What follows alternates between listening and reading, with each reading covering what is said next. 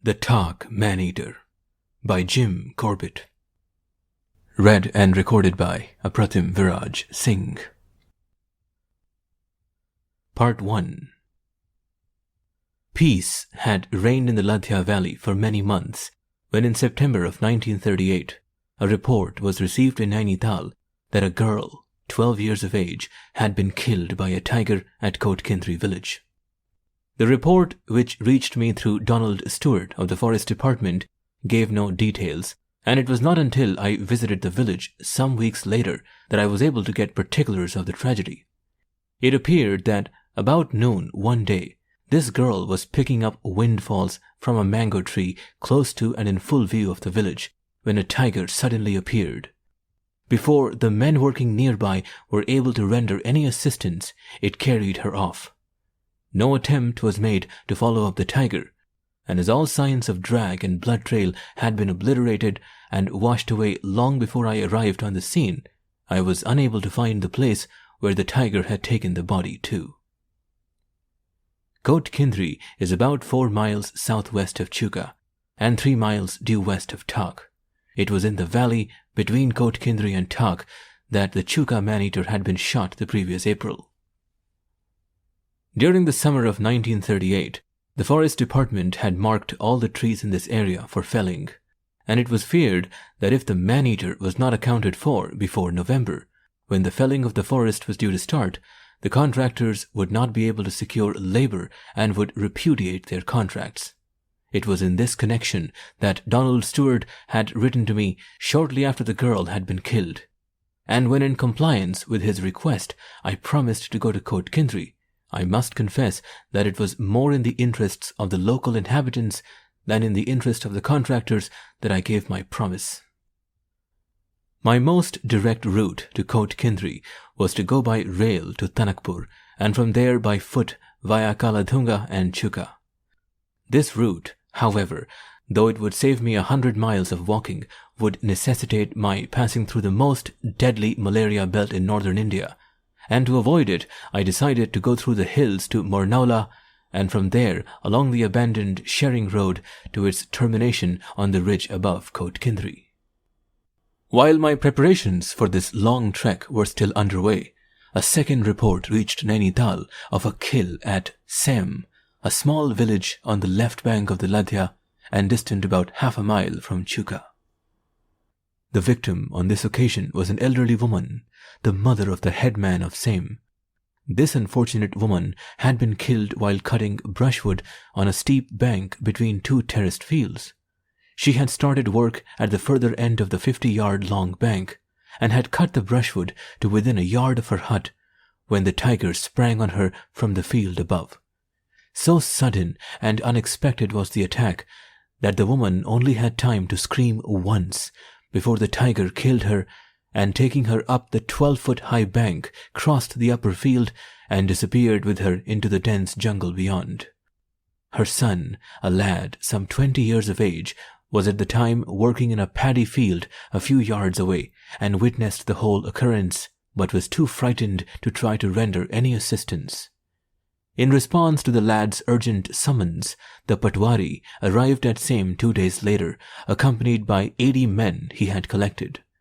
Following up in the direction the tiger had gone, he found the woman's clothes and a few small bits of bone. This kill had taken place at 2 p.m. on a bright sunny day, and the tiger had eaten its victim only 60 yards from the hut where it had killed her.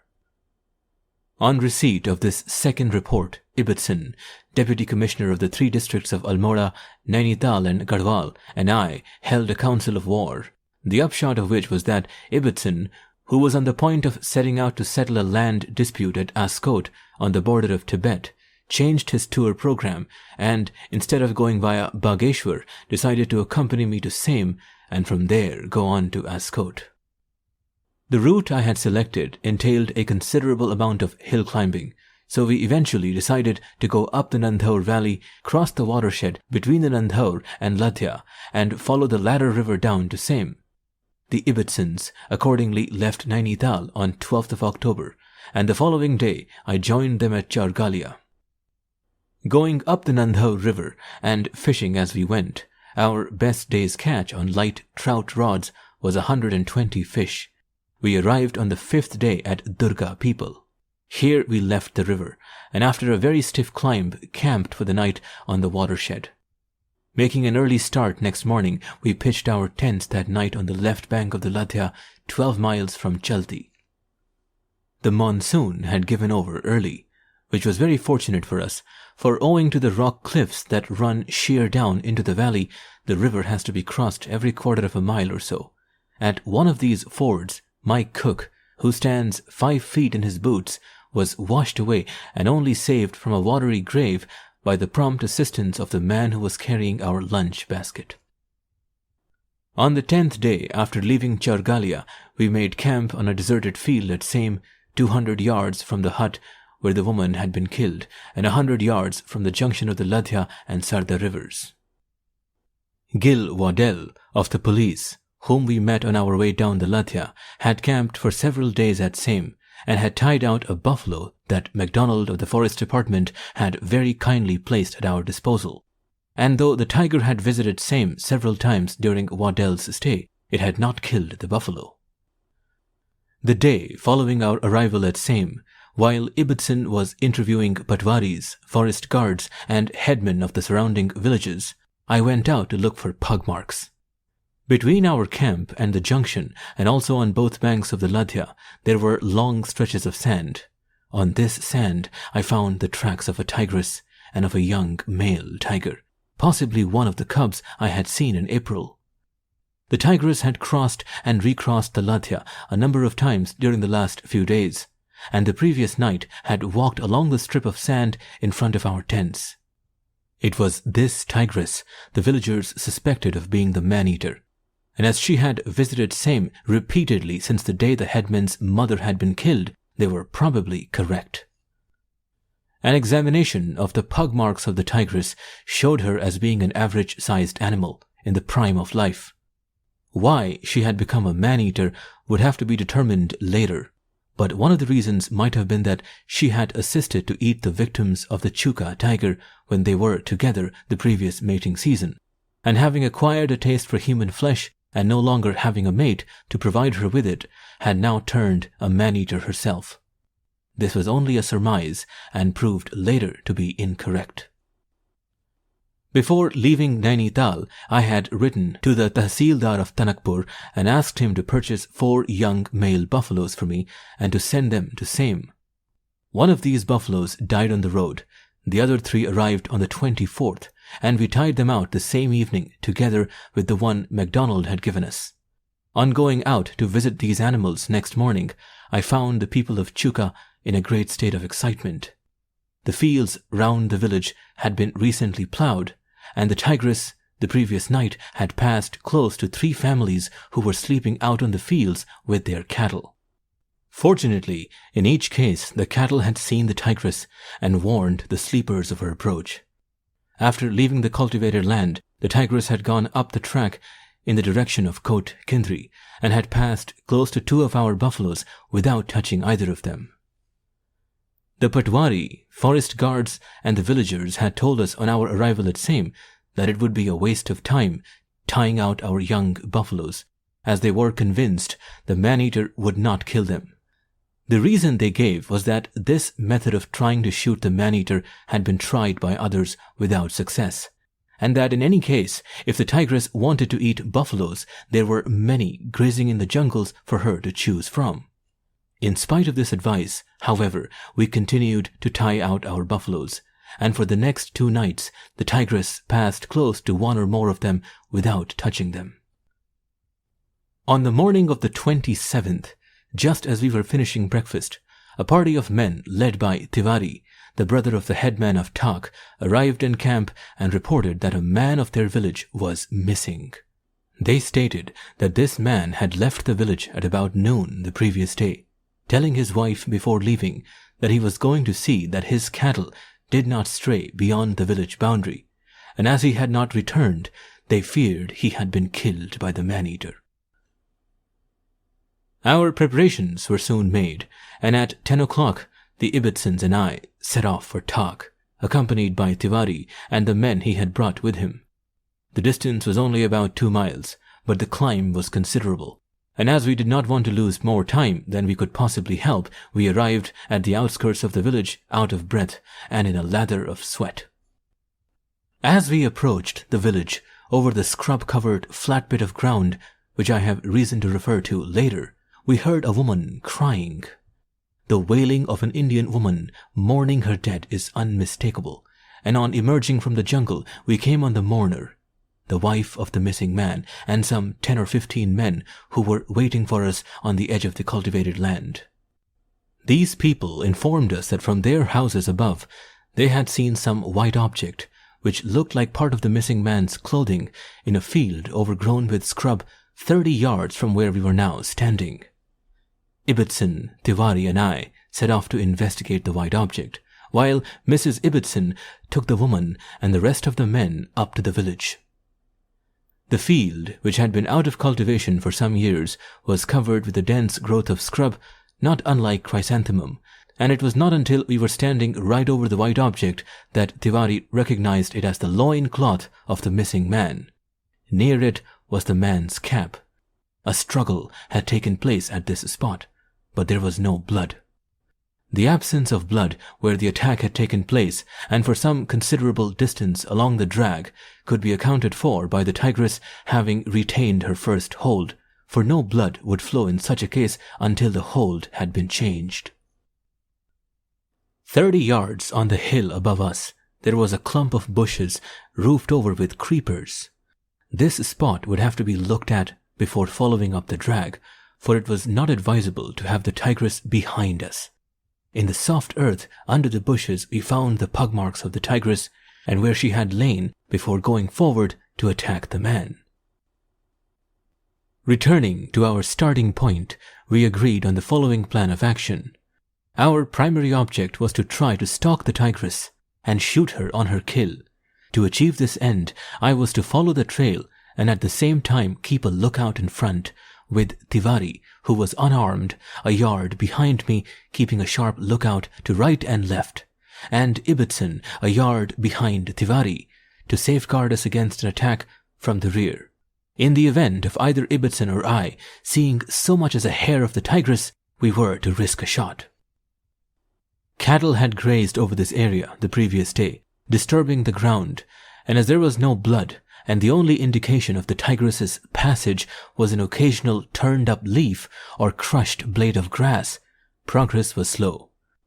After carrying the man for 200 yards, the tigress had killed and left him, and had returned and carried him off several hours later when the people of Thak had heard several Sambar calling in this direction. The reason for the tigress not having carried the man away after she had killed him was possibly due to his cattle having witnessed the attack on him and driven her away. A big pool of blood had formed where the man had been lying, and as the blood from the wound in his throat had stopped flowing by the time the tigress had picked him up again, and further as she was now holding him by the small of the back, whereas she had previously held him by the neck, tracking became even more difficult. The tigress kept to the contour of the hill, and as the undergrowth here was very dense, and visibility only extended to a few yards, our advance was slowed down. In 2 hours, we covered half a mile, and reached a ridge beyond which lay the valley in which, 6 months previously, we had tracked down and killed the Chuka man-eater. On this ridge was a great slab of rock, which sloped upwards and away from the direction in which we had come. The tigress's tracks went down to the right of the rock, and I felt sure she was lying up under the overhanging portion of it or in the close vicinity. Both Ibbotson and I had on light rubber-soled shoes. Tiwari was barefooted, and we had reached the rock without making a sound. Signaling to my 2 companions to stand still and keep a careful watch all round, I got a foothold on the rock, and inch by inch went forward.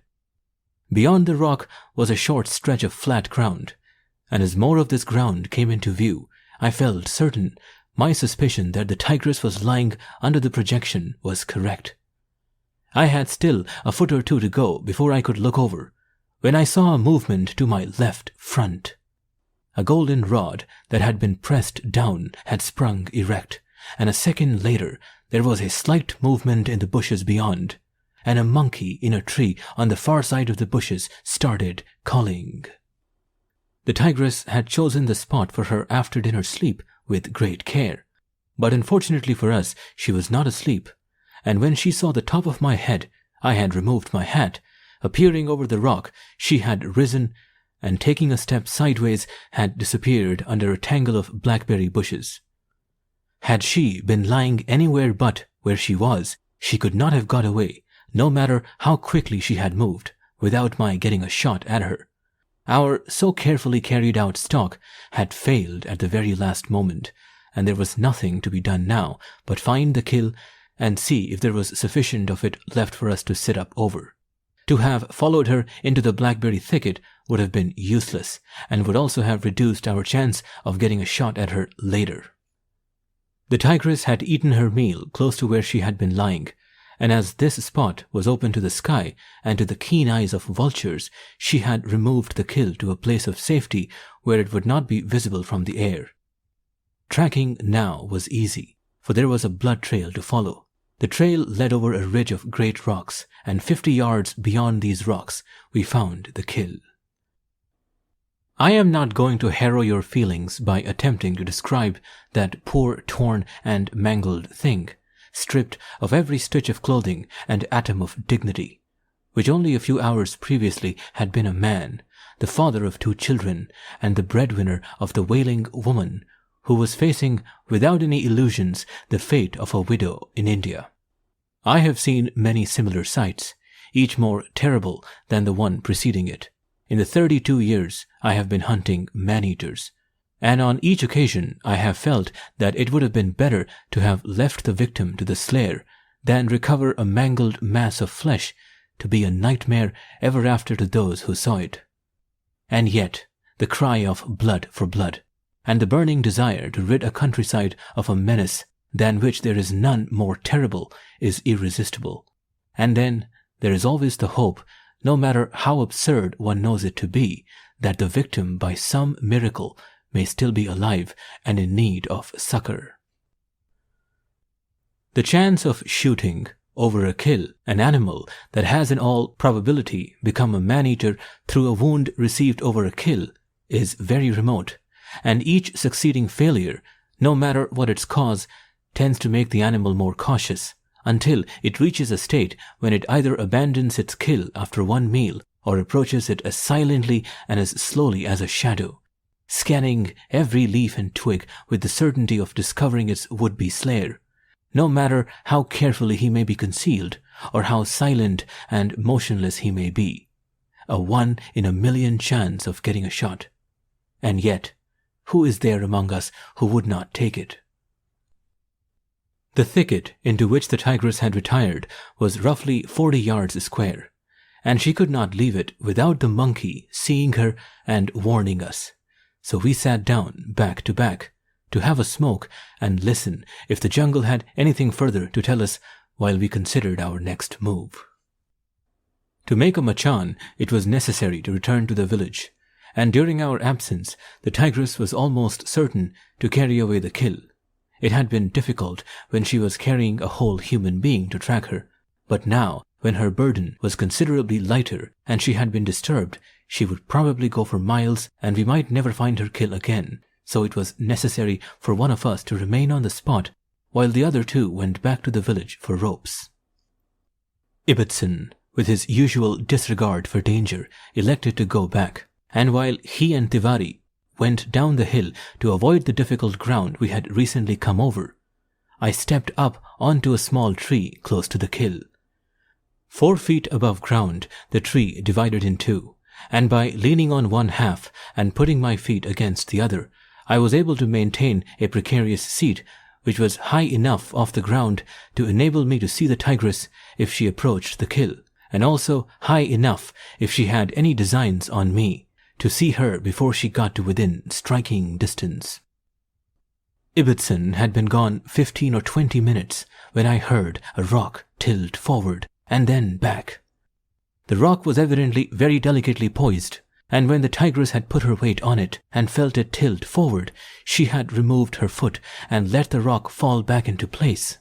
The sound had come from about 20 yards to my left front, the only direction in which it would have been possible for me to have fired without being knocked out of the tree. Minutes passed, each pulling my hopes down a little lower from the heights to which they had soared. And then, when tension on my nerves and the weight of the heavy rifle were becoming unbearable, I heard a stick snap at the upper end of the thicket. Here was an example of how a tiger can move through the jungle.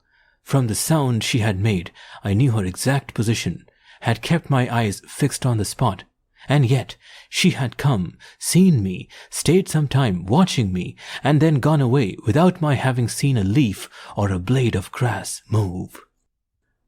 When tension on nerves is suddenly relaxed, cramped and aching muscles call loudly for ease, and though in this case it only meant the lowering of the rifle onto my knees to take the strain off my shoulders and arms, the movement, small though it was, sent a comforting feeling through the whole of my body. No further sound came from the tigress, and an hour or two later I heard Ibbotson returning. Of all the men I have been on shikar with, Ibbotson is by far and away the best. For not only has he the heart of a lion, but he thinks of everything, and with it all is the most unselfish man that carries a gun. He had gone to fetch a rope, and he returned with rugs, cushions, more hot tea than even I could drink, and an ample lunch. And while I sat on the windward side of the kill to refresh myself, Ibbotson put a man in a tree 40 yards away to distract the tiger's attention and climbed into a tree overlooking the kill to make a rope machan. When the machan was ready, Ibbotson moved the kill a few feet, a very unpleasant job, and tied it securely to the foot of a sapling to prevent the tigress carrying it away, for the moon was on the wane, and the first 2 hours of the night at this heavily wooded spot would be pitch dark. After a final smoke, I climbed onto the machan, and when I had made myself comfortable, Ibbotson recovered the man who was making a diversion and set off in the direction of Thak to pick up Mrs. Ibbotson and return to camp at Same. The retreating party were out of sight, but were not yet out of sound when I heard a heavy body brushing against leaves, and at the same moment the monkey, which had been silent all this time, and which I could now see sitting in a tree on the far side of the blackberry thicket, started calling. Here was more luck than I hoped for, and our ruse of putting a man up a tree to cause a diversion appeared to be working as successfully as it had done on a previous occasion. A tense minute passed, a second, and a third, and then from the ridge where I had climbed onto the big slab of rock, a kakur came dashing down towards me, barking hysterically. The tigress was not coming to the kill, but had gone off after Ibbotson. I was now in a fever of anxiety, for it was quite evident that she had abandoned her kill and gone to try to secure another victim. Before leaving, Ibbotson had promised to take every precaution, but on hearing the kakur barking on my side of the ridge, he would naturally assume the tigress was moving in the vicinity of the kill, and if he relaxed his precautions, the tigress would get her chance. 10 very uneasy minutes for me passed, and then I heard a second kakur barking in the direction of Thak. The tigress was still following, but the ground there was more open, and there was less fear of her attacking the party. The danger to the Ibbotsons was, however, not over by any means, for they had to go through 2 miles of very heavy jungle to reach camp, and if they stayed at Thak until sundown, listening for my shot, which I feared they would do, and which as a matter of fact they did do, they would run a very grave risk on the way down. Ibbotson fortunately realized the danger and kept his party close together, and though the tigress followed them the whole way, as her pug marks the following morning showed, they got back to camp safely. The calling of kakur and sambhar enabled me to follow the movements of the tigress. An hour after sunset, she was down at the bottom of the valley, 2 miles away. She had the whole night before her, and though there was only 1 chance in a million of her returning to the kill, I was determined not to lose that chance. Wrapping a rug round me, for it was a bitterly cold night, I made myself comfortable in a position in which I could remain for hours without movement. I had taken my seat on the machan at 4 p.m., and at 10 p.m. I heard two animals coming down the hill towards me. It was too dark under the trees to see them, but when they got to the lee of the kill, I knew they were porcupines.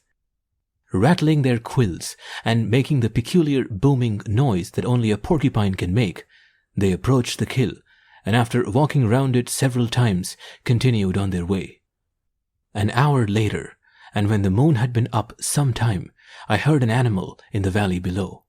It was moving from east to west, and when it came into the wind blowing downhill from the kill, it made a long pause, and then came cautiously up the hill.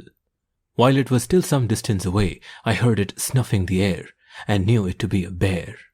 The smell of blood was attracting him, but mingled with it was the less welcome smell of a human being, and taking no chances, he was very carefully stalking the kill.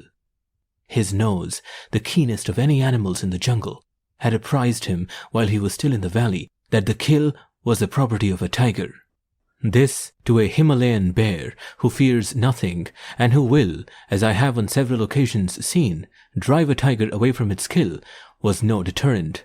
But what was causing him uneasiness was the smell of a human being mingled with the smell of blood and tiger. On reaching the flat ground, the bear sat down on his haunches a few yards from the kill, and when he had satisfied himself that the hated human smell held no danger for him, he stood erect, and turning his head sent a long drawn-out cry, which I interpreted as a call to a mate, echoing down into the valley. Then, without any further hesitation, he walked boldly up to the kill, and as he nosed it, I aligned the sights of my rifle on him. I know of only one instance of a Himalayan bear eating a human being. On that occasion, a woman cutting grass had fallen down a cliff and been killed, and a bear, finding the mangled body, had carried it away and had eaten it. This bear, however, on whose shoulder my sights were aligned, appeared to draw the line at human flesh, and after looking at and smelling the kill, continued his interrupted course to the west. When the sounds of his retreat died away in the distance, the jungle settled down to silence until interrupted a little after sunrise by Ibitson's very welcome arrival. With Ibitson came the brother and other relatives of the dead man, who very reverently wrapped the remains in a clean white cloth, and laying it on a cradle made of 2 saplings and rope which Ibitson provided, set off for the burning ghat on the banks of the Sarda river, repeating under their breath as they went the Hindu hymn of praise, Ram Nam Satya Hai, with its refrain, Satya Bol Gatya Hai. 14 hours in the cold had not been without its effect on me, but after partaking of the hot drink and food Ibitson had brought, I felt none the worse for my long vigil. Part 2. After following the Ibitsons down to Chuka on the evening of the 27th, the tigress, sometime during the night, crossed the Ladhya into the scrub jungle at the back of our camp. Through this scrub ran a path that had been regularly used by the villagers of the Ladhya valley until the advent of the man-eater had rendered its passage unsafe. On the 28th, the 2 male runners who carried Ibitson's dog on its first stage to Tanakpur got delayed in camp, and to save time took, or more correctly, started to take a shortcut through this scrub. Very fortunately, the leading man was on the alert and saw the tigress as she crept through the scrub and lay down near the path ahead of them. Ibitson and I had just got back from Thak when these 2 men dashed into camp, and taking our rifles, we hurried off to investigate. We found the pug marks of the tigress where she had come out on the path and followed the men for a short distance, but we did not see her, though in one place where the scrub was very dense, we saw a movement and heard an animal moving off. On the morning of the 29th, a party of men came down from Thak to report that one of their bullocks had not returned to the cattle shed the previous night, and on a search being made where it had last been seen, a little blood had been found. At 2 p.m., the Ibitsons and I were at this spot, and a glance at the ground satisfied us that the bullock had been killed and carried away by a tiger. After a hasty lunch, Ibbotson and I, with 2 men carrying ropes for a machan, set out along the drag. It went diagonally across the face of the hill for 100 yards and then straight down into the ravine in which I had fired at and missed the big tiger in April. A few 100 yards down this ravine, the bullock, which was an enormous animal, had got fixed between 2 rocks, and not being able to move it, the tiger had eaten a meal off its hind quarters and left it. The pug marks of the tiger, owing to the great weight she was carrying, were splayed out, and it was not possible to say whether she was the man-eater or not. But as every tiger in this area was suspect, I decided to sit up over the kill. There was only one tree within reasonable distance of the kill, and as the men climbed into it to make a machan, the tiger started calling in the valley below. Very hurriedly, a few strands of rope were tied between 2 branches, and while Ibbotson stood on guard with his rifle, I climbed the tree and took my seat on what, during the next 14 hours, proved to be the most uncomfortable as well as the most dangerous machan I have ever sat on. The tree was leaning away from the hill, and from the 3 uneven strands of rope I was sitting on, there was a drop of over 100 feet into the rocky ravine below. The tiger called several times as I was getting into the tree, and continued to call at longer intervals late into the evening, the last call coming from a ridge half a mile away.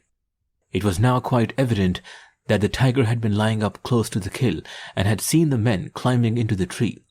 Knowing from past experience what this meant, she had duly expressed resentment at being disturbed and then gone away. For though I sat on the 3 strands of rope until Ibbotson returned next morning, I did not see or hear anything throughout the night. Vultures were not likely to find the kill, for the ravine was deep and overshadowed by trees. And as the bullock was large enough to provide the tiger with several meals, we decided not to sit up over it again where it was now lying, hoping the tiger would remove it to some more convenient place where we should have a better chance of getting a shot. In this, however, we were disappointed, for the tiger did not again return to the kill. 2 nights later, the buffalo we had tied out behind our camp at Same was killed, and through a little want of observation on my part, a great opportunity of bagging the man-eater was lost. The men who brought in the news of this kill reported that the rope securing the animal had been broken, and that the kill had been carried away up the ravine at the lower end of which it had been tied. This was the same ravine in which MacDonald and I had chased a tigress in April, and as on that occasion she had taken her kill some distance up the ravine, I now very foolishly concluded she had done the same with this kill. After breakfast, Ibbotson and I went out to find the kill and see what prospect there was for an evening sit-up. The ravine in which the buffalo had been killed was about 50 yards wide and ran deep into the foothills. For 200 yards, the ravine was straight and then bent round to the left. Just beyond the bend, and on the left-hand side of it, there was a dense patch of young saplings backed by a 100-foot ridge on which thick grass was growing. In the ravine and close to the saplings, there was a small pool of water. I had been up the ravine several times in April and had failed to mark the patch of saplings as being a likely place for a tiger to lie up in, and did not take the precautions I should have taken when rounding the bend, with the result that the tigress who was drinking at the pool saw us first. There was only one safe line of retreat for her, and she took it. This was straight up the steep hill over the ridge and into the sal forest beyond. The hill was too steep for us to climb, so we continued on up the ravine to where a sombre track crossed it, and following this track we gained the ridge. The tigress was now in a triangular patch of jungle bounded by the ridge, the Ladhya River, and a cliff down which no animal could go. The area was not large, and there were several deer in it, which from time to time advised us of the position of the tigress. But unfortunately, the ground was cut up by a number of deep and narrow rainwater channels in which we eventually lost touch with her. We had not yet seen the kill, so we re-entered the ravine by the Samper track and found the kill hidden among the saplings. These saplings were from 6 inches to a foot in girth and were not strong enough to support a machan, so we had to abandon the idea of a machan. With the help of a crowbar, a rock could possibly have been prized from the face of the hill and a place made in which to sit, but this was not advisable when dealing with a man-eater. Reluctant to give up the chance of a shot, we considered the possibility of concealing ourselves in the grass near the kill, in the hope that the tigress would return before dark and that we should see her before she saw us. There were 2 objections to this plan. A. If we did not get a shot and the tigress saw us near her kill, she might abandon it as she had done her other 2 kills. And B. Between the kill and camp there was very heavy scrub jungle, and if we tried to go through this jungle in the dark, the tigress would have her at her mercy. So very reluctantly we decided to leave the kill to the tigress for that night and hope for the best on the morrow. On our return next morning, we found that the tigress had carried away the kill. For 300 yards she had gone up the bed of the ravine, stepping from rock to rock and leaving no drag marks. At this spot, 300 yards from where she had picked up the kill, we were at fault. For though there were a number of tracks on a wet patch of ground, none of them had been made while she was carrying the kill. Eventually, after casting around in circles, we found where she had left the ravine and gone up the hill on the left. This hill, up which the tigress had taken her kill, was overgrown with ferns and goldenrod, and tracking was not difficult, but the going was, for the hill was very steep, and in places a detour had to be made and the track picked up further on. After a stiff climb of 1,000 feet, we came to a small plateau, bordered on the left by a cliff a mile wide. On the side of the plateau, nearest the cliff, the ground was seamed and cracked, and in these cracks a dense growth of sal, 2 to 6 feet in height, had sprung up. The tigress had taken her kill into this dense cover, and it was not until we actually trod on it that we were aware of its position. As we stopped to look at all that remained of the buffalo, there was a low growl to our right. With rifles raised, we waited for a minute, and then, hearing a movement in the undergrowth a little beyond where the growl had come from, we pushed our way through the young sal for 10 yards and came on a small clearing where the tigress had made herself a bed on some soft grass.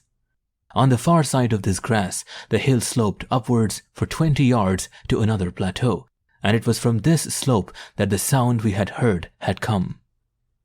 Proceeding up the slope as silently as possible, we had just reached the flat ground, which was about 50 yards wide, when the tigress left the far side and went down into the ravine, disturbing some kalij pheasants and a kakar as she did so. To have followed her would have been useless, so we went back to the kill, and as there was still a good meal on it, we selected 2 trees to sit in and returned to camp. After an early lunch, we went back to the kill and, hampered with our rifles, climbed with some difficulty into the trees we had selected. We sat up for 5 hours without seeing or hearing anything. At dusk, we climbed down from our trees, and stumbling over the cracked and uneven ground, eventually reached the ravine when it was quite dark. Both of us had an uneasy feeling that we were being followed, but by keeping close together, we reached camp without incident at 9 p.m. The Ibbotsons had now stayed at Sem as long as it was possible for them to do so, and early next morning they set out on their 12 days' walk to keep their appointment at Ascot. Before leaving, Ibbotson extracted a promise from me that I would not follow up any kills alone, or further endanger my life by prolonging my stay at Sem for more than a day or 2. After the departure of the Ibbotsons and their 50 men, the camp, which was surrounded by dense scrub, was reduced to my 2 servants and myself. My workmen were living in a room in the headman's house, so throughout the day I set all hands to collecting driftwood, of which there was an inexhaustible supply at the junction, to keep a fire going all night. The fire would not scare away the tigress, but it would enable us to see her if she prowled round our tents at night. And anyway, the nights were setting in cold, and there was ample excuse, if one were needed, for keeping a big fire going all night. Towards evening, when my men were safely back in camp, I took a rifle and went up the Ladhya to see if the tigress had crossed the river.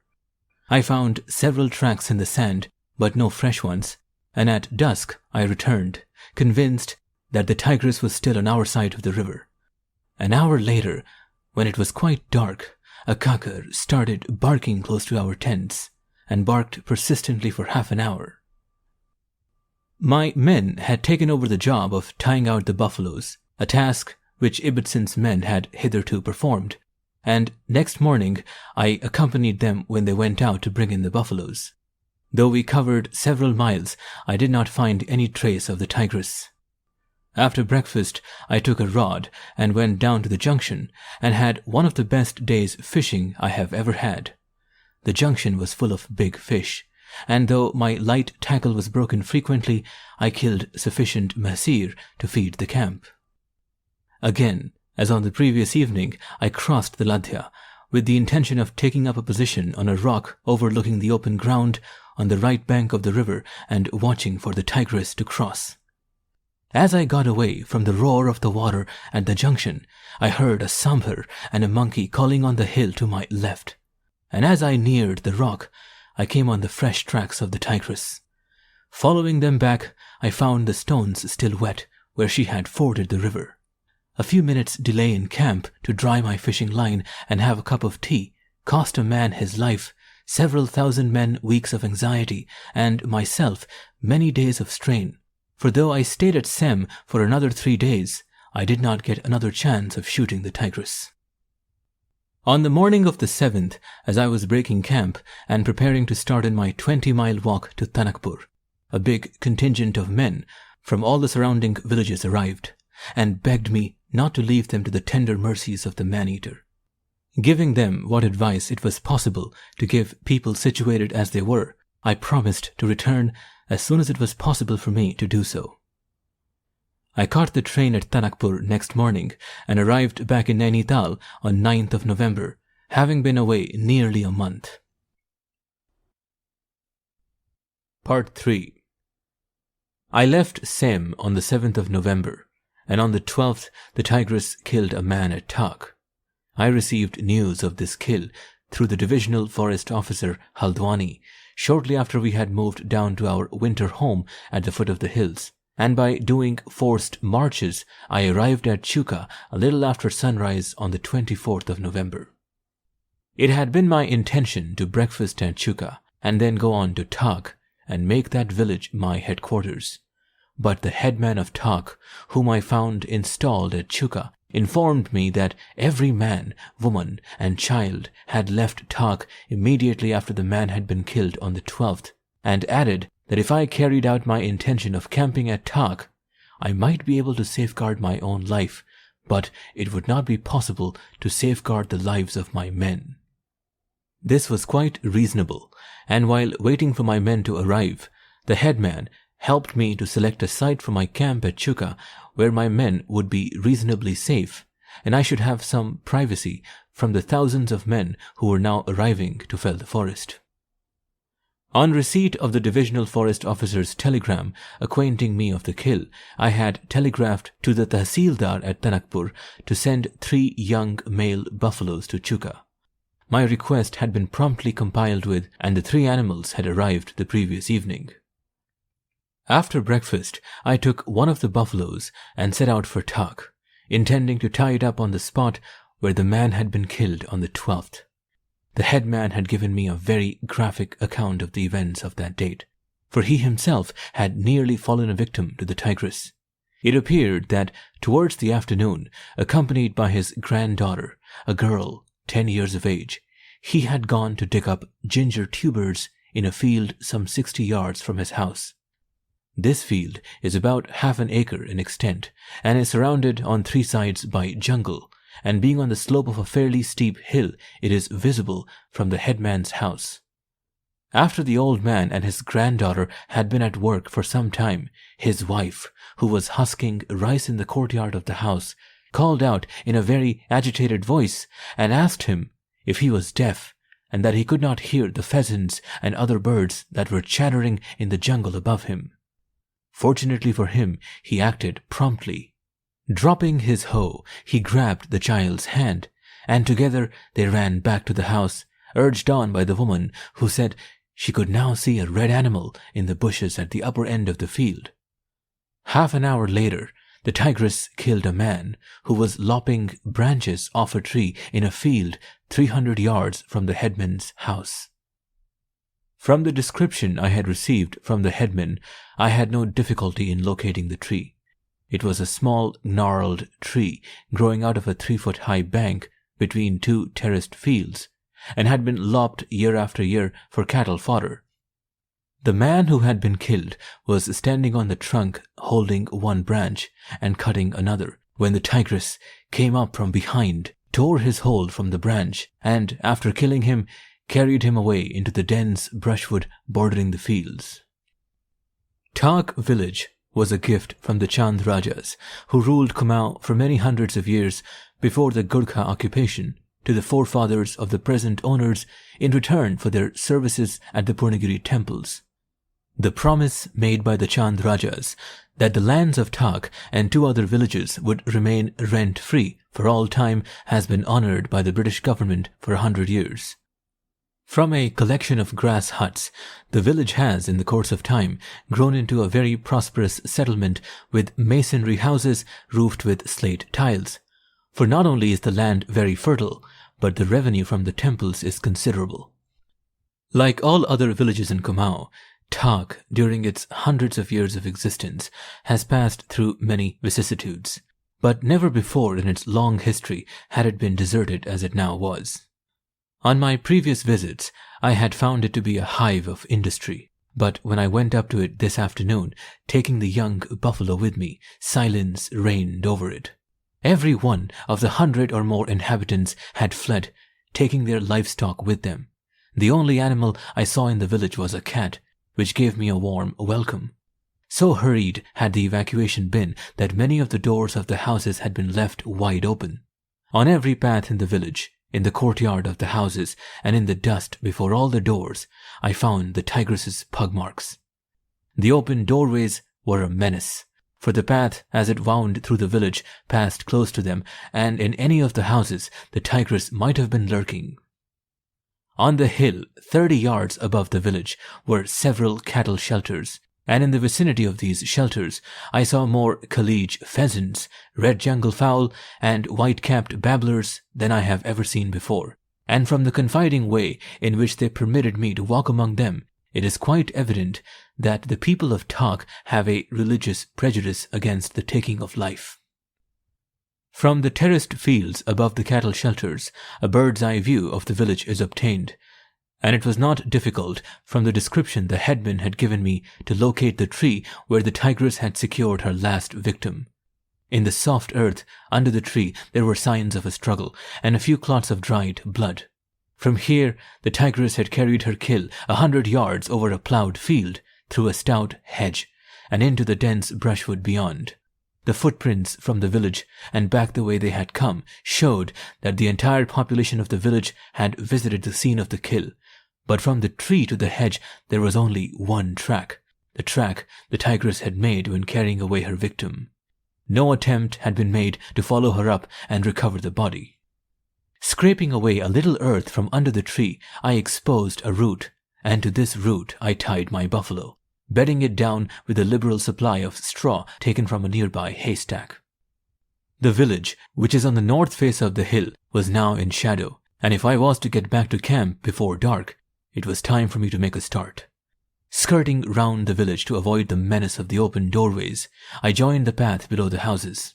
This path, after it leaves the village, passes under a giant mango tree, from the roots of which issues a cold spring of clear water. After running along a groove cut in a massive slab of rock, this water falls into a rough masonry trough, from where it spreads onto the surrounding ground, rendering it soft and slushy. I had drunk at the spring on my way up, leaving my footprints in this slushy ground. And on approaching the spring now for a second drink, I found the tigress's pug marks superimposed on my footprints. After quenching her thirst, the tigress had avoided the path and had gained the village by climbing a steep bank overgrown with strobilanthes and nettles, and taking up a position in the shelter of one of the houses had possibly watched me while I was tying up the buffalo, expecting me to return the way I had gone. It was fortunate for me that I had noted the danger of passing those open doorways a second time and had taken the longer way round. When coming up from Chuka, I had taken every precaution to guard against a sudden attack, and it was well that I had done so, for I now found from her pug marks that the tigress had followed me all the way up from my camp, and next morning when I went back to Thak, I found she had followed me from where I had joined the path below the houses right down to the cultivated land at Chuka. Reading with the illumination I had brought with me was not possible, so after dinner that night, while sitting near a fire which was as welcome for its warmth as it was for the feeling of security it gave me, I reviewed the whole situation and tried to think out some plan by which it would be possible to circumvent the tigress. When leaving home on the 22nd, I had promised that I would return in 10 days, and that this would be my last expedition after man-eaters. Years of exposure and strain and long absences from home, extending, as in the case of the Chowgarh tigress and the Rudraprayag leopard, to several months on end, were beginning to tell as much on my constitution as on the nerves of those at home. And if by the 30th of November I had not succeeded in killing this man-eater, others would have to be found who were willing to take on the task. It was now the night of the 24th, so I had 6 clear days before me. Judging from the behavior of the tigress that evening, she appeared to be anxious to secure another human victim, and it should not therefore be difficult for me, in the time at my disposal, to get in touch with her. There were several methods by which this could be accomplished, and each would be tried in turn. The method that offers the greatest chance of success of shooting a tiger in the hills is to sit up in a tree over a kill, and if during that night the tigress did not kill the buffalo I had tied up at Thak, I would the following night and every night thereafter tie up the other 2 buffaloes in places I had already selected, and failing to secure a human kill, it was just possible that the tigress might kill one of my buffaloes as she had done on a previous occasion when the Ibbotsons and I were camped at Sem in April. After making up the fire with logs that would burn all night, I turned in and went to sleep, listening to a kakar barking in the scrub jungle behind my tent. While breakfast was being prepared the following morning, I picked up a rifle and went out to look for tracks on the stretch of sand on the right bank of the river between Chuka and Sem. The path, after leaving the cultivated land, runs for a short distance through scrub jungle, and here I found the tracks of a big male leopard, possibly the same animal that had alarmed the kakar the previous night. A small male tiger had crossed and recrossed the Ladhya many times during the past week, and in the same period the man-eater had crossed only once, coming from the direction of Sem. A big bear had traversed the sand a little before my arrival, and when I got back to camp, the timber contractors complained that while distributing work that morning, they had run into a bear, which had taken up a very threatening attitude, in consequence of which their labor had refused to work in the area in which the bear had been seen.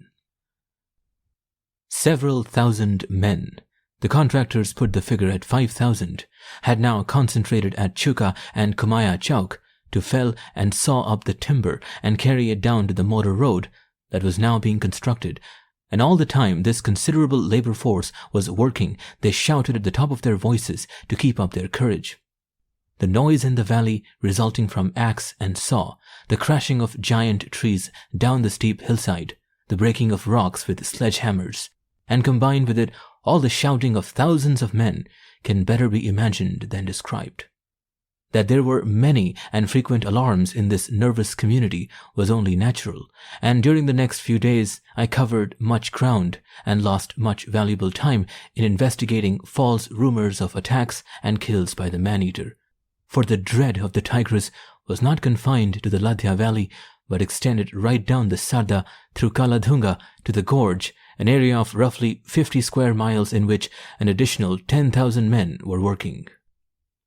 That a single animal should terrorize a labor force of these dimensions, in addition to the residents of the surrounding villages, and the hundreds of men who were bringing foodstuffs for the laborers, or passing through the valley with hill produce in the way of oranges, purchasable at 12 annas 100, walnuts and chilies to the market at Thanakpur, is incredible, and would be unbelievable were it not for the historical and nearly parallel case of the man-eaters of Savo, where a pair of lions operating only at night held up work for long periods on the Uganda railway. To return to my story.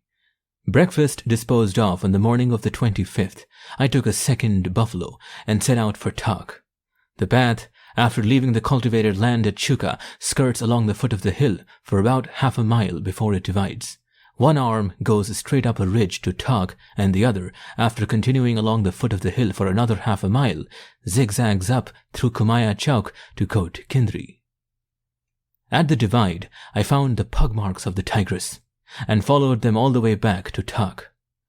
The fact that she had come down the hill after me the previous evening was proof that she had not killed the buffalo. This, though very disappointing, was not at all unusual, for tigers will on occasions visit an animal that is tied up for several nights in succession before they finally kill it, for tigers do not kill unless they are hungry. Leaving the second buffalo at the mango tree, where there was an abundance of green grass, I skirted round the houses and found number 1 buffalo sleeping peacefully after a big feed and a disturbed night. The tigress, coming from the direction of the village, as her pug marks showed, had approached to within a few feet of the buffalo and had then gone back the way she had come. Taking the buffalo down to the spring, I let it graze for an hour or two, and then took it back and tied it up at the same spot where it had been the previous night. The second buffalo I tied up 50 yards from the mango tree, and at the spot where the wailing woman and villagers had met us the day the Ibbetsons and I had gone up to investigate the human kill. Here, a ravine a few feet deep crossed the path, on one side of which there was a dry stump, and on the other an almond tree in which a machan could be made. I tied number 2 buffalo to the stump and bedded it down with sufficient hay to keep it going for several days. There was nothing more to be done at Thak, so I returned to camp and, taking the third buffalo, crossed the Ladhya and tied it up behind Sem in the ravine where the tigress had killed one of our buffaloes in April. At my request, the Tahsildar of Thanakpur had selected 3 of the fattest young male buffaloes he could find. All 3 of them were now tied up in places frequented by the tigress, and as I set out to visit them on the morning of the 26th, I had great hopes that one of them had been killed and that I should get an opportunity of shooting the tigress over it. Starting with the one across the Ladhya, I visited all in turn and found that the tigress had not touched any of them. Again, as on the previous morning, I found her tracks on the path leading to Thak, but on this occasion there was a double set of pug marks, one coming down and the other going back. On both her journeys, the tigress had kept to the path and had passed within a few feet of the buffalo that was tied to the stump 50 yards from the mango tree. On my return to Chuka, a deputation of Thak villagers, led by the headman, came to my tent and requested me to accompany them to the village to enable them to replenish their supply of foodstuffs. So at midday, followed by the headman and his tenants, and by 4 of my own men carrying ropes for a machan and food for me, I returned to Thak and mounted guard while the men hurriedly collected the provisions they needed. After watering and feeding the 2 buffaloes, I retied number 2 to the stump and took number 1 half a mile down the hill and tied it to a sapling on the side of the path. I then took the villagers back to Chuka and returned a few hundred yards up the hill for a scratch meal while my men were making the machan.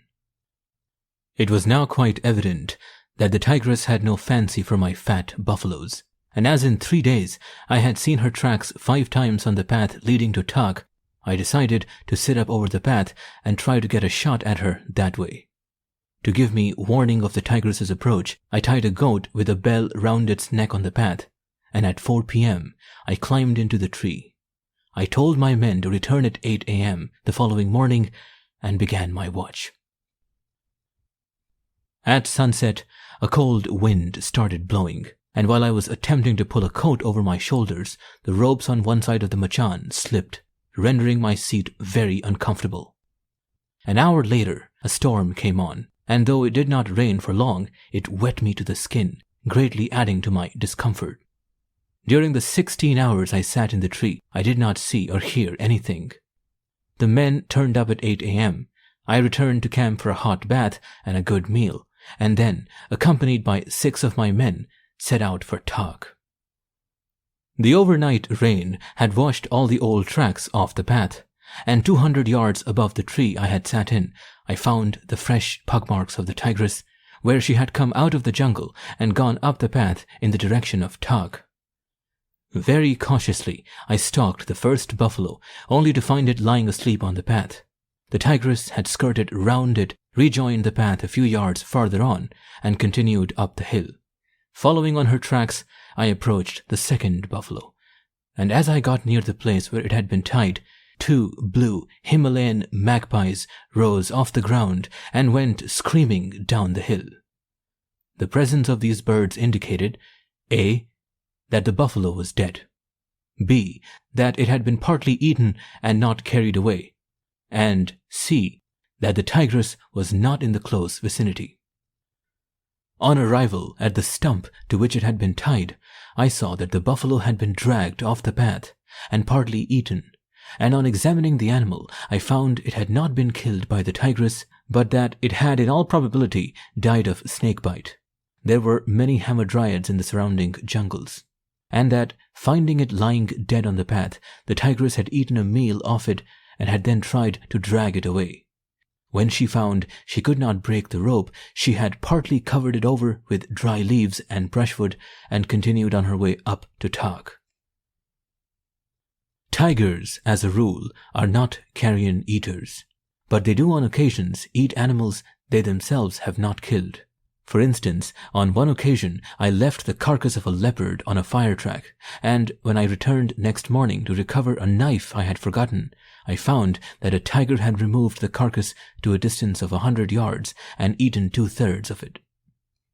On my way up from Chuka, I had dismantled the machan I had sat on the previous night, and while 2 of my men climbed into the almond tree to make a seat for me, the tree was not big enough for a machan.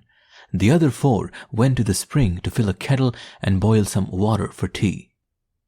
By 4 p.m., I had partaken of a light meal of biscuits and tea, which would have to keep me going until next day, and refusing the men's request to be permitted to stay the night in one of the houses in Thak, I sent them back to camp. There was a certain amount of risk in doing this, but it was nothing compared to the risk they would run if they spent the night in Thak.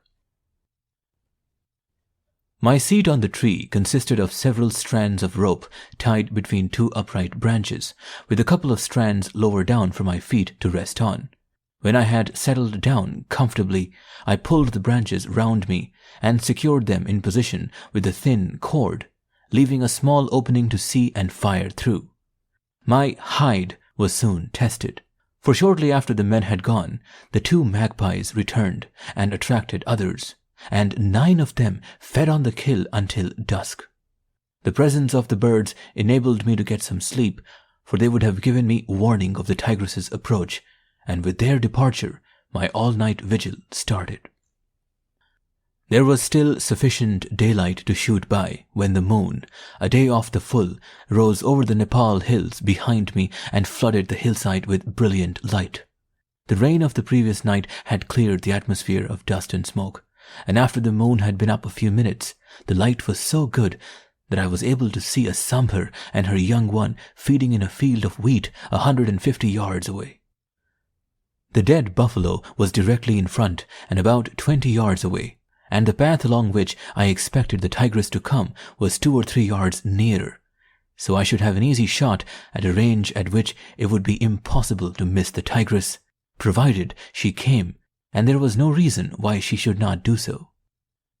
The moon had been up 2 hours, and the sambar had approached to within 50 yards of my tree, when a kakar started barking on the hill just above the village. The kakar had been barking for some minutes when suddenly a scream, which I can only very inadequately describe as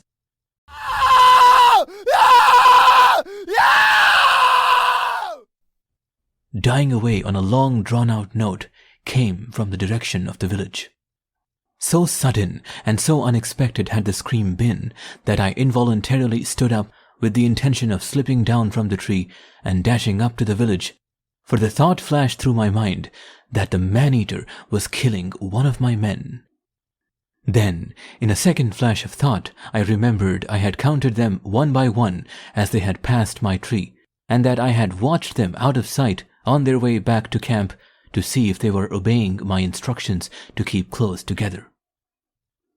The scream had been the despairing cry of a human being in mortal agony, and reason questioned how such a sound could have come from a deserted village.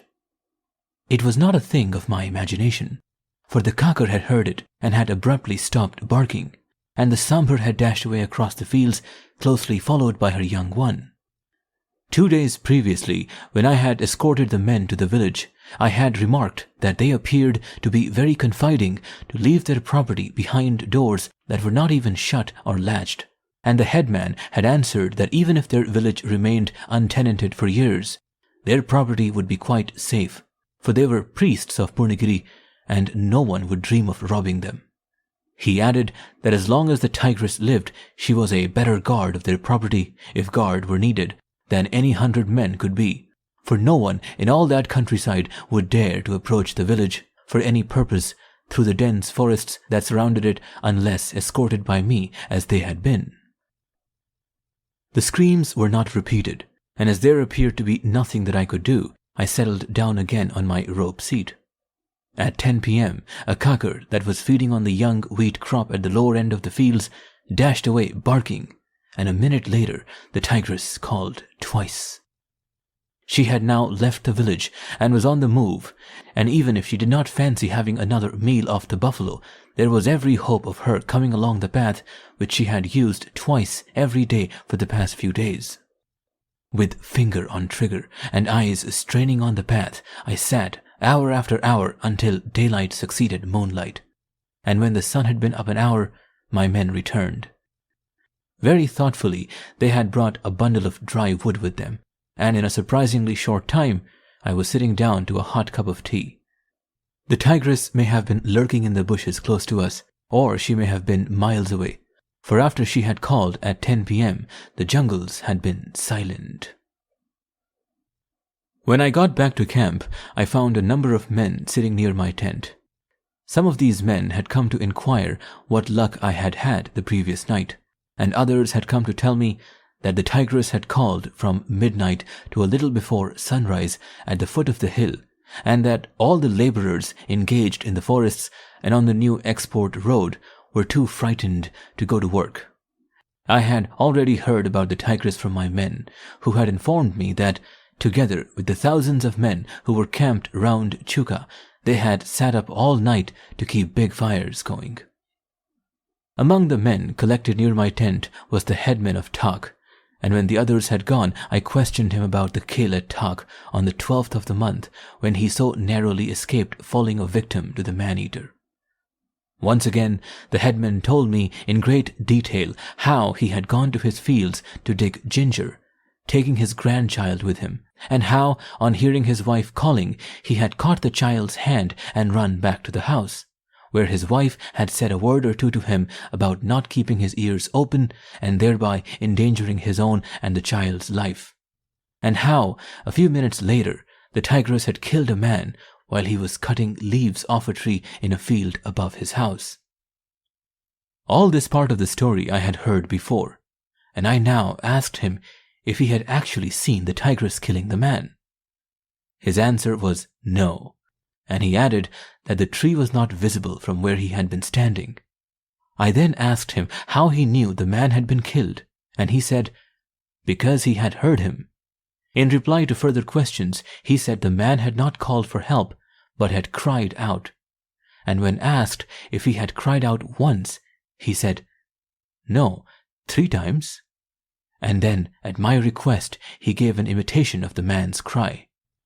It was the same, but a very modified rendering as the screams I had heard the previous night. I then told him what I had heard and asked him if it was possible for anyone to have arrived at the village accidentally, and his answer was an emphatic negative. There were only 2 paths leading to Thak, and every man, woman, and child in the villages through which these 2 paths passed knew that Thak was deserted, and the reason for it being so. It was known throughout the district that it was dangerous to go near Thak in daylight, and that it was therefore quite impossible for anyone to have been in the village at 8 o'clock the previous night. When asked if he could give any explanation for screams having come from a village in which there could not, according to him, have been any human beings, his answer was that he could not. And, as I could do no better than the headman, it were best to assume that neither the Kakar, the Sambhar, nor I heard those very real screams, the screams of a human being in mortal agony. Part 4. When all my visitors, including the headman, had gone, and I was having breakfast, my servant informed me that the headman of Sem had come to the camp the previous evening and had left word for me that his wife, while cutting grass near the hut where his mother had been killed, had come on a blood trail, and that he would wait for me near the ford over the Ladhya river in the morning. So after breakfast, I set out to investigate this trail.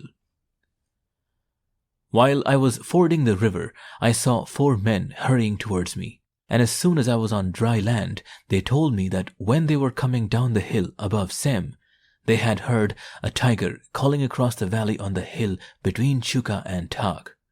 The noise of the water had prevented my hearing the call. I told the men that I was on my way to Sem and would return to Chuka shortly, and left them. The headman was waiting for me near his house, and his wife took me to where she had seen the blood trail the previous day.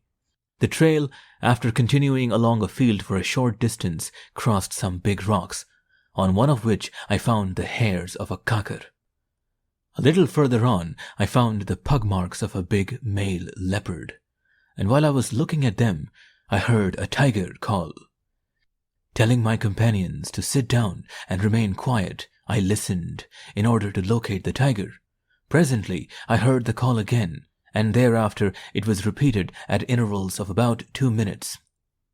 It was the tigress calling, and I located her as being 500 yards below Thak and in the deep ravine, which, starting from the spring under the mango tree, runs parallel to the path and crosses it at its junction with the Kumaya Chowk path. Telling the headman that the leopard would have to wait to be shot at a more convenient time, I set off as hard as I could go for camp, picking up at the ford the 4 men who were waiting for my company to Chuka. On reaching camp, I found a crowd of men round my tent, most of them sawyers from Delhi, but including the petty contractors, agents, clerks, timekeepers, and gangmen of the financier who had taken up the timber and road construction contracts in the Ladhya Valley. These men had come to see me in connection with my stay at Chuka. They informed me that many of the hillmen carrying timber and working on the road had left for their homes that morning, and that if I left Chuka on 1st of December, as they had heard I intended doing, the entire labor force, including themselves, would leave on the same day. For already they were too frightened to eat or sleep, and no one would dare to remain in the valley after I had gone. It was then the morning of 29th of November, and I told the men that I still had 2 days and 2 nights, and that much could happen in that time, but that in any case it would not be possible for me to prolong my stay beyond the morning of the 1st. The tigress had by now stopped calling, and when my servant had put up something for me to eat, I set out for Thak, intending, if the tigress called again, and I could locate her position, to try to stalk her, and if she did not call again, to sit up over the buffalo. I found her tracks on the path and saw where she had entered the ravine, and though I stopped repeatedly on my way up to Thak and listened, I did not hear her again. So a little before sunset, I ate the biscuits and drank the bottle of tea I had brought with me, and then climbed into the almond tree and took my seat on the few strands of rope that had to serve me as a machan. On this occasion, the magpies were absent, so I was unable to get the hour or two's sleep the birds had enabled me to get the previous evening. If a tiger fails to return to its kill the first night, it does not necessarily mean that the kill has been abandoned. I have on occasions seen a tiger return on the 10th night and eat what could no longer be described as flesh. On the present occasion, however, I was not sitting over a kill, but over an animal that the tigress had found dead, and of which she had made a small meal. And had she not been a man-eater, I would not have considered the chance of her returning the second night good enough to justify spending a whole night in a tree when she had not taken sufficient interest in the dead buffalo to return to it the first night. It was therefore with very little hope of getting a shot that I sat on the tree from sunset to sunrise, and though the time I spent was not as long as it had been the previous night, my discomfort was very much greater, for the ropes I was sitting on cut into me, and a cold wind that started blowing shortly after moonrise and continued throughout the night chilled me to the bone. On this second night, I heard no jungle or other sounds, nor did the Sambhar and her young one come out to feed on the fields. As daylight was succeeding moonlight, I thought I heard a tiger call in the distance, but could not be sure of the sound or of its direction. When I got back to camp, my servant had a cup of tea and a hot bath ready for me. But before I could indulge in the latter, my 40-pound tent was not big enough for me to bathe in. I had to get rid of the excited throng of people who were clamoring to tell me their experiences of the night before. It appeared that shortly after moonrise, the tigress had started calling close to Chuka, and after calling at intervals for a couple of hours, had gone off in the direction of the labor camps at Kumaya Chowk. The men in these camps, hearing her coming, started shouting to try to drive her away. But so far from having this effect, the shouting only infuriated her more, and she demonstrated in front of the camps until she had cowed the men into silence. Having accomplished this, she spent the rest of the night between the labor camps and Chuka, daring all and sundry to shout at her. Towards morning, she had gone away in the direction of Thak, and my informants were surprised and very disappointed that I had not met her. This was my last day of man-eater hunting, and though I was badly in need of rest and sleep, I decided to spend what was left of it in one last attempt to get in touch with the tigress. The people, not only of Chuka and Sem, but of all the surrounding villages, and especially the men from Talla Des, where some years previously I had shot 3 man-eaters, were very anxious that I should try sitting up over a live goat. For they said, "All hill tigers eat goats, and as you have had no luck with buffaloes, why not try a goat?" More to humor them than with any hope of getting a shot, I consented to spend this last day in sitting up over the 2 goats I had already purchased for this purpose. I was convinced that no matter where the tigress wandered to at night, her headquarters were at Thak, so at midday, taking the 2 goats and accompanied by 4 of my men, I set out for Thak. The path from Chuka to Thak, as I have already mentioned, runs up a very steep ridge. A quarter of a mile on this side of Thak, the path leaves the ridge and crosses a more or less flat bit of ground which extends right up to the mango tree. For its whole length across this flat ground, the path passes through dense brushwood and is crossed by 2 narrow ravines which run east and join the main ravine. Midway between these 2 ravines, and 100 yards from the tree I had sat in the previous 2 nights, there is a giant almond tree. This tree had been my objective when I left camp. The path passes right under the tree, and I thought that if I climbed halfway up, not only should I be able to see the 2 goats, one of which I intended tying at the edge of the main ravine and the other at the foot of the hill to the right, but I should also be able to see the dead buffalo. As all 3 of these points were at some distance from the tree, I armed myself with an accurate .275 rifle, in addition to the 450-400 rifle which I took for an emergency. I found the climb up from Chuka on this last day very trying, and I had just reached the spot where the path leaves the ridge for the flat ground when the tigress called about 150 yards to my left. The ground here was covered with dense undergrowth and trees interlaced with creepers, and was cut up by narrow and deep ravines, and strewn over with enormous boulders, a very unsuitable place in which to stalk a man-eater.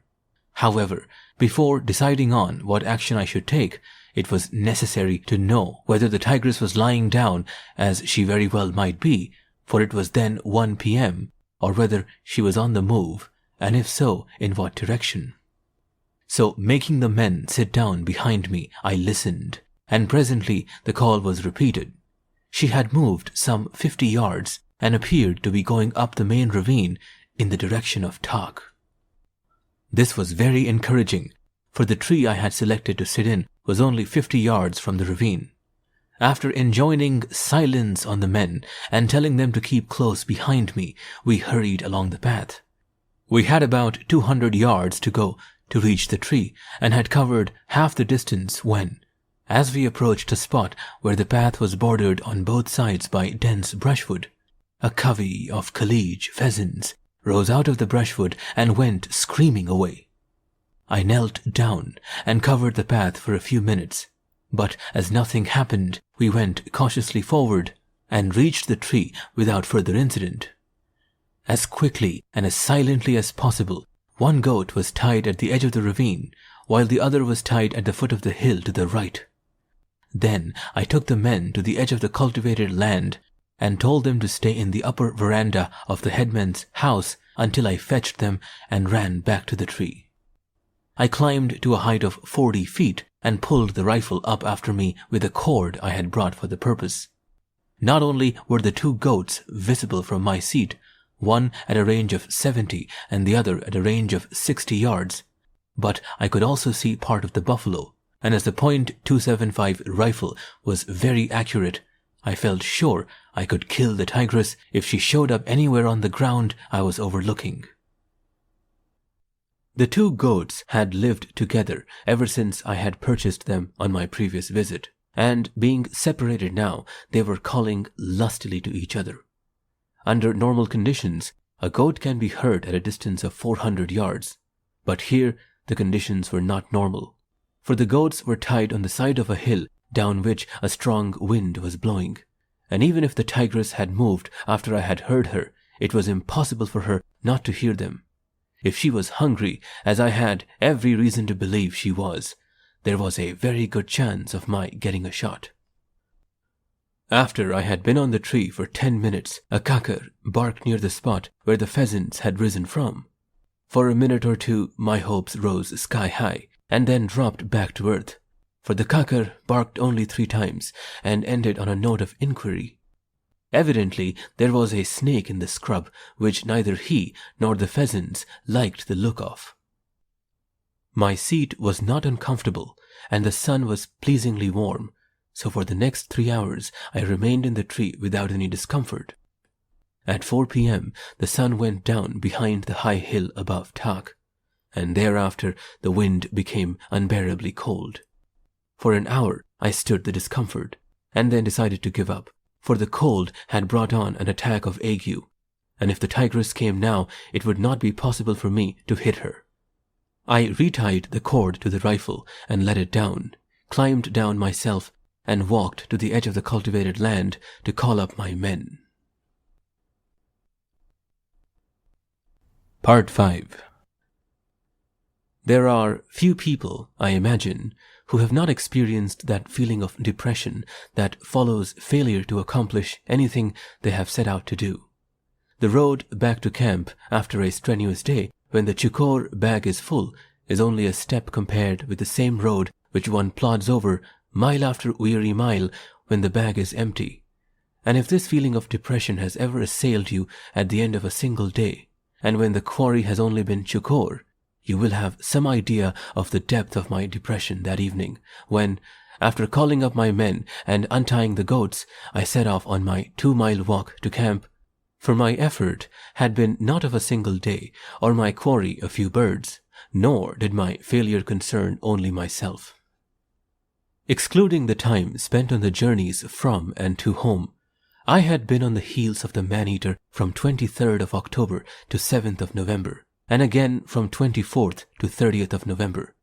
And it is only those of you who have walked in fear of having a teeth of a tiger meet in your throat who will have any idea of the effect on one's nerves of days and weeks of such anticipation. Then again, my quarry was a man-eater, and my failure to shoot it would very gravely affect everyone who was working in or whose homes were in that area. Already, work in the forests had been stopped, and the entire population of the largest village in the district had abandoned their homes. Bad as the conditions were, they would undoubtedly get worse if the man-eater was not killed, for the entire labor force could not afford to stop work indefinitely, nor could the population of the surrounding villages afford to abandon their homes and their cultivation as the more prosperous people of Thak had been able to do. The tigress had long since lost her natural fear of human beings, as was abundantly evident from her having carried away a girl picking up mangoes in a field close to where several men were working, killing a woman near the door of her house, dragging a man off a tree in the heart of a village, and the previous night cowing a few thousand men into silence. And here was I, who knew full well what the presence of a man-eater meant to the permanent and to the temporary inhabitants, and to all the people who passed through the district on their way to the markets at the foothills, or the temples at Purnagiri, plodding down to camp on what I had promised others would be my last day of man-eater hunting. Reason enough for a depression of soul which I felt would remain with me for the rest of my days. Gladly, at that moment, would I have bartered the success that had attended 32 years of man-eater hunting for one unhurried shot at the tigress. I have told you of some of the attempts I made during this period of 7 days and 7 nights to get a shot at the tigress, but these were by no means the only attempts I made. I knew that I was being watched and followed, and every time I went through the 2 miles of jungle between my camp and Thak, I tried every trick I have learnt in a lifetime spent in the jungles to outwit the tigress. Bitter though my disappointment was, I felt that my failure was not in any way due to anything I had done or left undone. Part 6. My men, when they rejoined me, said that an hour after the kakar had barked, they had heard the tigress calling a long way off, but were not sure of the direction. Quite evidently, the tigress had as little interest in goats as she had in buffaloes, but even so, it was unnatural for her to have moved at that time of day from a locality in which she was thoroughly at home, unless she had been attracted away by some sound which neither I nor my men had heard. However that may have been, it was quite evident that she had gone, and as there was nothing further that I could do, I set off on my weary tramp to camp. The path, as I have already mentioned, joins the ridge that runs down to Chuka, a quarter of a mile from Thak, and when I now got to this spot where the ridge is only a few feet wide, and from where a view is obtained of the 2 great ravines that run down to the Ladhya River, I heard the tigress call once and again across the valley on my left. She was a little above and to the left of Kumaon Chowk, and a few hundred yards below the Kotkindri ridge, on which the men working in that area had built themselves grass shelters. Here was an opportunity, admittedly forlorn and unquestionably desperate, of getting a shot. Still, it was an opportunity, and the last I should ever have, and the question was whether or not I was justified in taking it. When I got down from the tree, I had 1 hour in which to get back to camp before dark. Calling up the men, hearing what they had to say, collecting the goats, and walking to the ridge had taken about 30 minutes, and judging from the position of the sun, which was now casting a red glow on the peaks of the Nepal hills, I calculated I had roughly half an hour's daylight in hand.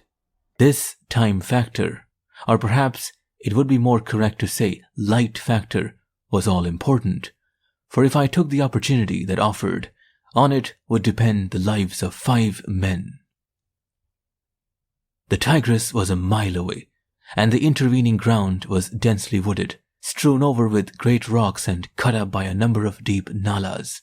But she could cover the distance well within the half hour if she wanted to. The question I had to decide was whether or not I should try to call her up. If I called and she heard me and came while it was still daylight and gave me a shot, all would be well.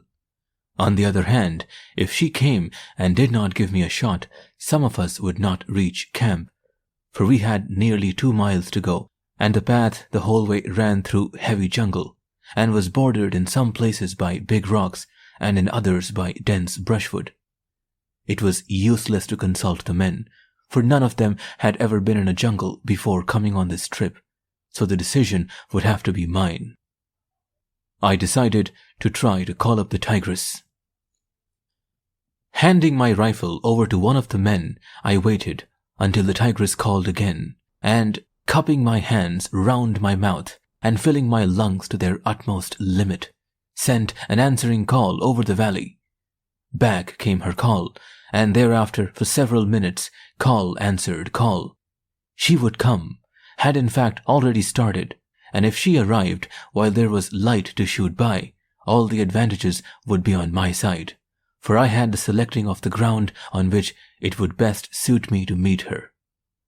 November is the mating season for tigers, and it was evident that for the past 48 hours she had been rampaging through the jungles in search of a mate, and that now, on hearing what she thought was a tiger answering her mating call, she would lose no time in joining him. 400 yards down the ridge, the path runs for 50 yards across a flat bit of ground.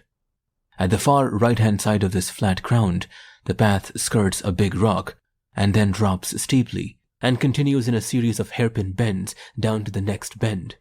It was at this rock I decided to meet the Tigris, and on my way down to it, I called several times to let her know I was changing my position and also to keep in touch with her. I want you now to have a clear picture of the ground in your mind, to enable you to follow the subsequent events. Imagine then a rectangular piece of ground 40 yards wide and 80 yards long, ending in a more or less perpendicular rock face. The path coming down from Thak runs onto this ground at its short or south end, and after continuing down the center for 25 yards bends to the right and leaves the rectangle on its long or east side. At this point, where the path leaves the flat ground, there is a rock about 4 feet high. From a little beyond, where the path bends to the right, a ridge of rock 3 or 4 feet high rises and extends to the north side of the rectangle, where the ground falls away in a perpendicular rock face.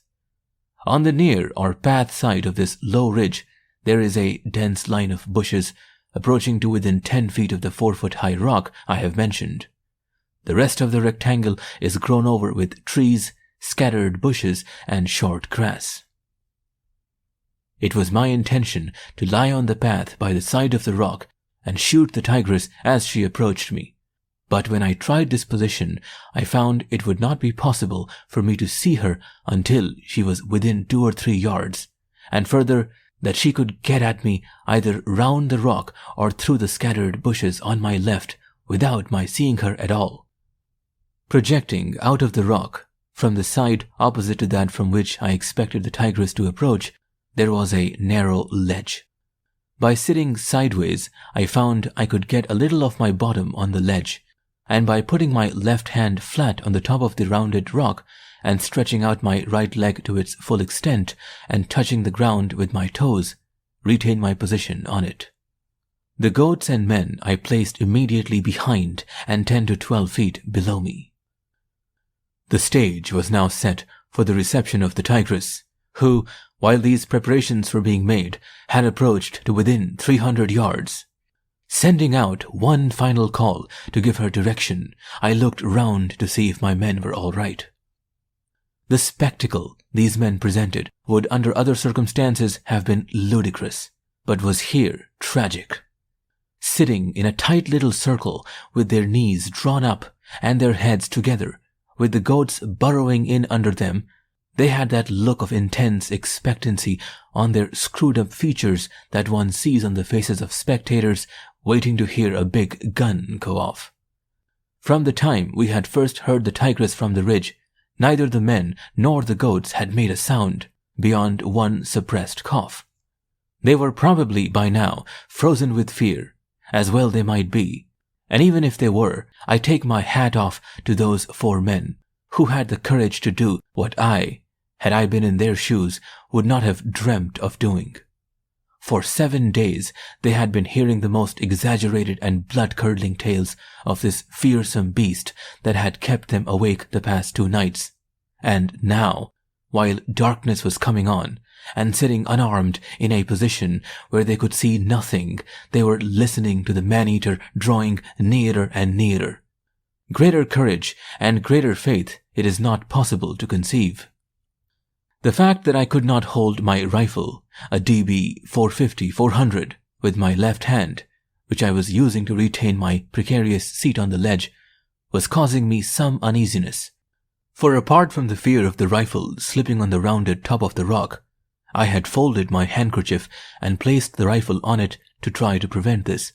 I did not know what would be the effect of the recoil of a high-velocity rifle fired in this position. The rifle was pointing along the path in which there was a hump, and it was my intention to fire into the tigress's face immediately it appeared over this hump, which was 20 feet from the rock. The tigress, however, did not keep to the contour of the hill, which would have brought her out on the path a little beyond the hump, but crossed a deep ravine and came straight towards where she had heard my last call, at an angle which I can best describe as 1 o'clock. This maneuver put the low ridge of rock over which I could not see between us. She had located the direction of my last call with great accuracy, but had misjudged the distance, and not finding her prospective mate at the spot she had expected him to be, she was now working herself up into a perfect fury.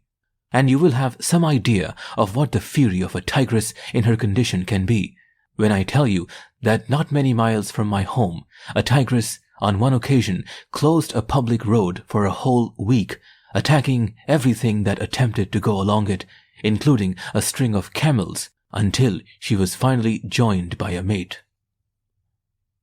I know of no sound more liable to fret one's nerves than the calling of an unseen tiger at close range.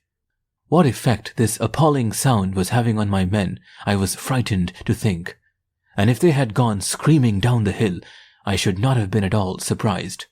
For even though I had the heel of a good rifle to my shoulder and the stock against my cheek, I felt like screaming myself. But even more frightening than this continuous calling was the fading out of the light. Another few seconds, 10 or 15 at the most, and it would be too dark to see my sights, and we should then be at the mercy of a man-eater, plus a tigress wanting a mate. Something would have to be done, and done in a hurry if we were not to be massacred, and the only thing I could think of was to call. The tigress was now so close that I could hear the intake of her breath each time before she called, and as she again filled her lungs, I did the same with mine, and we called simultaneously. The effect was startlingly instantaneous. Without a second's hesitation, she came tramping with quick steps through the dead leaves, over the low ridge, and into the bushes a little to my right front. And just as I was expecting her to walk right on top of me, she stopped, and the next moment the full blast of her deep-throated call struck me in the face and would have carried the hat off my head had I been wearing one. A second's pause, then again quick steps, a glimpse of her as she passed between 2 bushes, and then she stepped right out into the open and, looking into my face, stopped dead. By great and unexpected good luck, the half-dozen steps the tigress took to her right front carried her almost to the exact spot at which my rifle was pointing. Had she continued in the direction in which she was coming before her last call, my story, if written, would have had a different ending, for it would have been as impossible to slew the rifle on the rounded top of the rock as it would have been to lift and fire it with one hand. Owing to the nearness of the tigress and the fading light, all that I could see of her was her head. My first bullet caught her under the right eye, and the second, fired more by accident than with intent, took her in the throat, and she came to rest with her nose against the rock. The recoil from the right barrel loosened my hold on the rock and knocked me off the ledge, and the recoil from the left barrel, fired while I was in the air, brought the rifle up in violent contact with my jaw and sent me heels over head right on top of the men and goats. Once again, I take my hat off to those 4 men for not knowing but what the tigress was going to land on them next. They caught me as I fell and saved me from injury and my rifle from being broken. When I had freed myself from the tangle of human and goat legs, I took the .275 rifle from the man who was holding it, rammed a clip of cartridges into the magazine, and sent a stream of 5 bullets singing over the valley and across the Sarda River into Nepal. 2 shots to the thousands of men in the valley and in the surrounding villages who were anxiously listening for the sound of my rifle might mean anything, but 2 shots followed by 5 more, spaced at regular intervals of 5 seconds, could only be interpreted as conveying one message, and that was that the man-eater was dead. I had not spoken to my men from the time we had first heard the tigress from the ridge. On my telling them now that she was dead and that there was no longer any reason for us to be afraid, they did not appear to be able to take in what I was saying, so I told them to go up and have a look while I found and lit a cigarette. Very cautiously they climbed up to the rock, but went no further, for as I have told you, the tigress was touching the other side of it.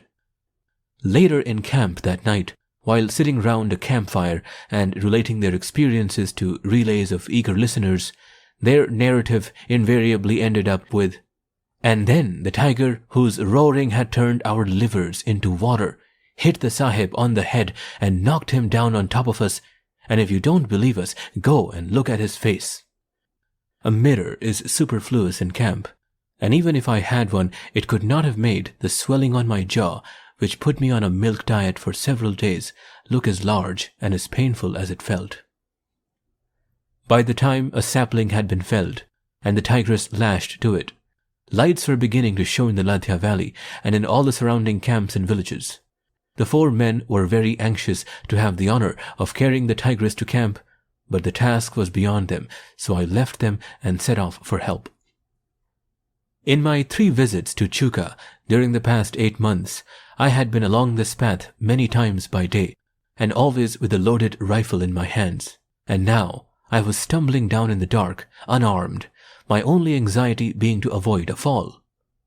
If the greatest happiness one can experience is the sudden cessation of great pain, then the second greatest happiness is undoubtedly the sudden cessation of great fear. 1 short hour previously, it would have taken wild elephants to have dragged from their homes and camps the men who now, singing and shouting, were converging from every direction, singly and in groups, on the path leading to Thak. Some of the men of this rapidly growing crowd went up the path to help carry in the tigress, while others accompanied me on my way to camp and would have carried me had I permitted them. Progress was slow, for frequent halts had to be made to allow each group of new arrivals to express their gratitude in their own particular way. This gave the party carrying the tigress time to catch us up, and we entered the village together. I will not attempt to describe the welcome my men and I received, or the scenes I witnessed at Chuka that night, for having lived the greater part of my life in the jungles, I have not the ability to paint word pictures. A hayrick was dismantled, and the tigress laid on it, and an enormous bonfire made from driftwood close at hand to light up the scene and for warmth, for the night was dark and cold with the north wind blowing. Right about midnight, my servant, assisted by the headman of Thak and Kumar Singh, near whose house I was camped, persuaded the crowd to return to their respective villages and labor camps, telling them they would have ample opportunity of feasting their eyes on the tigress the following day. Before leaving himself, the headman of Thak told me he would send word in the morning to the people of Thak to return to their village. This he did, and 2 days later the entire population returned to their homes and have lived in peace ever since. After my midnight dinner, I sent for Kumar Singh and told him that in order to reach home on the promised date, I should have to start in a few hours, and that he would have to explain to the people in the morning why I had gone. This he promised to do, and then I started to skin the tigress. Skinning a tiger with a pocket knife is a long job, but it gives one an opportunity of examining the animal that one would otherwise not get, and in the case of man-eaters enables one to ascertain more or less accurately the reason for the animal having become a man-eater. The tigress was a comparatively young animal, and in the perfect condition one would expect her to be at the beginning of the mating season. Her dark winter coat was without a blemish, and in spite of her having so persistently refused the meals I had provided for her, she was encased in fat. She had 2 old gunshot wounds, neither of which showed on her skin. The one in her left shoulder, caused by several pellets of homemade buckshot, had become septic, and when healing the skin over quite a large surface had adhered permanently to the flesh. To what extent this wound had incapacitated her, it would have been difficult to say, but it had evidently taken a very long time to heal, and could quite reasonably have been the cause of her having become a man-eater. The second wound, which was in her right shoulder, had also been caused by a charge of buckshot, but had healed without becoming septic. These 2 wounds, received over kills in the days before she had become a man-eater, were quite sufficient reason for her not having returned to the human and other kills I had sat over. After having skinned the tigress, I bathed and dressed, and though my face was swollen and painful, and I had 20 miles of rough going before me, I left Chuka walking on air, while the thousands of men in and around the valley were peacefully sleeping. I have come to the end of the jungle stories I set out to tell you, and I have also come near the end of my man-eater hunting career. I have had a long spell and count myself fortunate in having walked out on my own feet, and not been carried out on a cradle in the manner and condition of the man of Thak. There have been occasions when life has hung by a thread, and others when a light purse and disease resulting from exposure and strain have made the going difficult. But for all these occasions, I am amply rewarded if my hunting has resulted in saving one human life. The end.